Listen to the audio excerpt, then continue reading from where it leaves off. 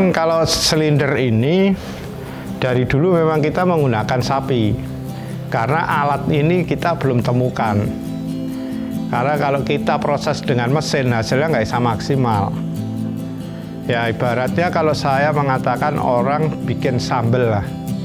Itu kalau di blender sama diulek pakai cobek kan enak kalau pakai cobek. Bagi saya entah itu fakta atau mitos, tapi buktinya memang seperti itu. Banyak sini juga ada yang memproduksi pakai mesin, tapi hasilnya nggak bisa sama dengan kita.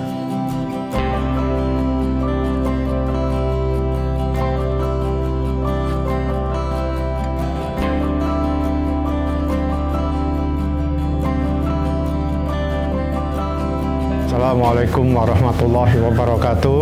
Nama saya Yasir Ferry Ismatrada. Saya sebagai pengusaha mie ledak atau owner mie ledak. Alamatnya di Dusun Bendo, RT 101, Trimurti, Serandakan, Bantul. Mie ledak itu sebetulnya kalau bahasa yang benar itu adalah mie singkong ya. Karena mie singkong kita produksi dengan bahan baku 100% dari ubi kayu, yaitu tepung tapioka sama tepung gaplek yang kita campur. Tepung tapioka itu adalah sarinya sarinya ubi kayu, tepung gaplek adalah ubi kayu yang dikeringkan, ditepungkan menjadi tepung gaplek. Itu kita satukan, kita tambah air. Nah, kalau disebut mie ledak itu karena kita tanpa bahan pemutih ya, jadi warnanya agak kemerahan atau agak kecoklatan. Itu kalau biasa orang-orang nyebut mie ledak atau bahasa Indonesianya dekil ya, kayak kotor itu namanya ledak. Itu bahasa trennya memang mie ledak. Tapi mie itu sebenarnya adalah mie singkong. Memang mie ledak itu asli dari Bantul. Itu dulu yang mendirikan kakek saya, namanya Haji Umar Bisir Nahdi. Dia asal dari negeri Yaman, kota Hadramaut. Itu dulu dia datang ke sini, dulu masih Mataram, sebelum Indonesia ya, sebelum tahun 40. Itu dulu dia mendirikan ini di tahun kurang lebih sekitar 1940-an. Yang tujuan dulu mendirikan perusahaan ini adalah untuk syiar agama Islam. Tuh, karena di waktu itu, di masa itu orang nggak butuh duit tapi butuh pangan.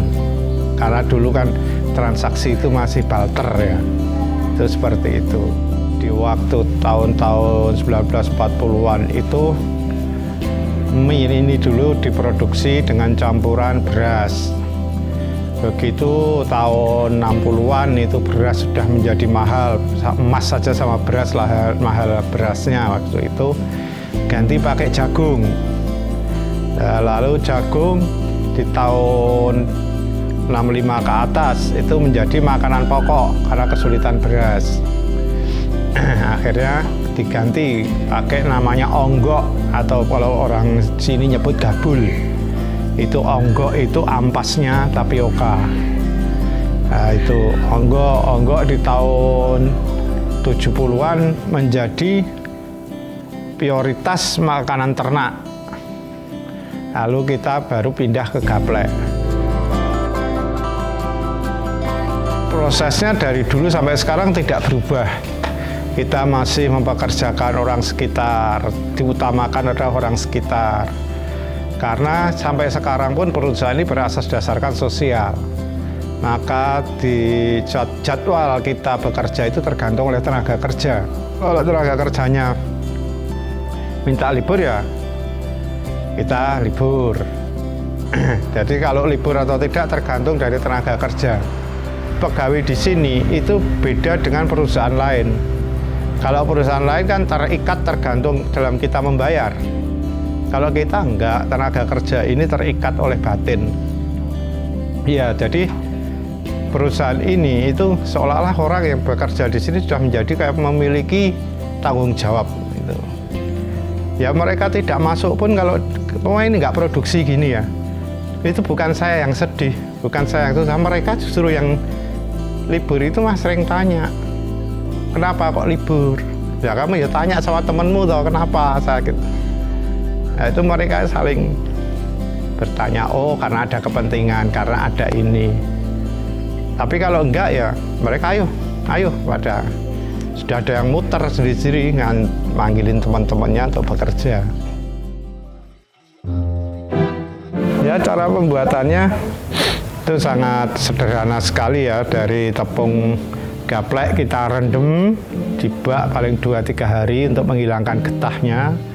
Setelah itu kita tiriskan, setelah ditiriskan 1 malam, pagi harinya kita masukkan ke dalam silinder. Kita campur dengan tepung tapioka kering. Nanti kita campur, kita tambah air. Setelah itu kita bentuk kotak-kotak. Setelah kita bentuk kotak-kotak, nanti kita kukus. Kita kukus, begitu sudah masak, dikukus itu kembali ke silinder lagi. Kita silinder. Karena kan yang masak cuma luarnya, dalamnya belum masak. Maka biar campur, yang mentah sama yang matang itu biar campur. Begitu sudah campur, kita lihat kadar airnya. Kalau terlalu tinggi, kita tambah tepung tapioka kering. Tuh, setelah kita tambah tepung tapioka kering, udah betul-betul campur, sempurna. Kita masukkan ke mesin press. Kita masukkan ke mesin press untuk kita bentuk menjadi mie. Setelah menjadi bentuk mie, kita kukus lagi. Kita kukus, setelah kita masak, setelah matang, kita dinginkan. Itu 1 malam. Ya, pagi harinya kita rendam di ember, kita cuci, kita uraikan, kita bentuk kotak. Ya, kita jemur itu mulai dari jam 6 pagi sampai jam 2 siang. Itu kalau panasnya full udah kering semua dan siap packing.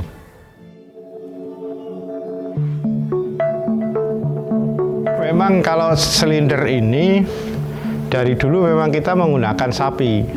Karena alat ini kita belum temukan. Karena kalau kita proses dengan mesin hasilnya nggak bisa maksimal. Ya ibaratnya kalau saya mengatakan orang bikin sambel lah. Itu kalau di blender sama diulek pakai cobek kan enak kalau pakai cobek hasilnya. Nah itulah, kalau itu bagi saya entah itu fakta atau mitos, tapi buktinya memang seperti itu.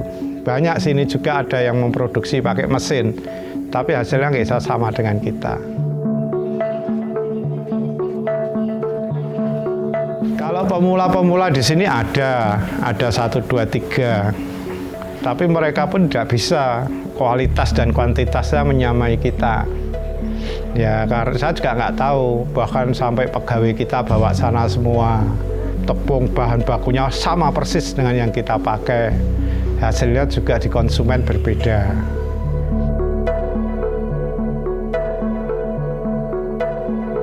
Saya mempunyai saudara maupun teman juga yang dia sebagai guru besar. Dia tentang ahli ketahanan pangan juga. Dia cerita, ini seharusnya mie ini nggak ada matinya. Karena apa? 1, rasa mie ini khas. 2, bumbu mie ini tidak bumbu buatan. Dia bumbunya bumbu organik. Termasuk orang mau bikin goreng ya juga bumbunya terserah yang bikin gitu. Kalau seperti mie instan, mie ini kan bumbunya sudah paten gitu. Kalau ini kan bumbunya orang bikin sendiri. Nah itu yang biasa bertahan di situ. Tapi kalau yang sistem organik orang akan jenuh. Yang apa instan tuh orang akan jenuh. Maka kayak mie instan itu berbagai merek, berbagai model, berbagai rasa keluar semua. Karena apa? Yang ini sudah nggak laku. Orang ganti rasa ini, ganti rasa itu, ganti. Nah ini yang akhirnya orang akan merasakan satu kejenuhan. Tapi kalau mie organik, mie yang betul-betul itu mie sehat, ya udah mereka akan pakai. Karena mie ini, mie kelebihan itu bagus untuk anak-anak autis. Ya, itu Jakarta sering minta untuk anak-anak autis. Karena kan anak-anak autis ini harus meninggalkan tepung ya. Tepung terigu atau apa itu kan harus ditinggalkan. Nah itu penggantinya adalah mie ini. Kalau saya lihat untuk habis masanya itu, saya lihat kecil ya. karena ini adalah menjadikan bahan pokok, bahan pangan. Jadi makanan dan makanan yang sekarang itu masih tahap merangkak. Rakyat kami, rakyat kita ini di Indonesia ini, itu baru mulai menuju makanan sehat. Itu baru merangkak, jadi belum terwujud 100%. Jadi mereka masih berinovasi dan mencari terus gimana makanan yang sehat, tanpa pengawet, tanpa pemutih, tanpa bahan kimia lah. Ini kan baru dicari. Bahkan sekarang yang disebut di kota-kota besar sudah makanan organik, itu mesti harganya di atas yang lain. Nah, kalau ini nanti harga itu sudah stabil, semua sudah organik, dan harga organik itu sama dengan harga yang bukan organik, itu baru bisa tercapai, tapi entah kapan akan tercapai itu.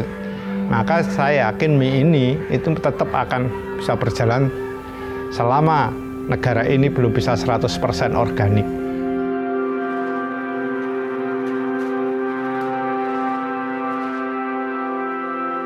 Ya jelas tips saya cuman kita pertahankan kualitas dan kuantitas.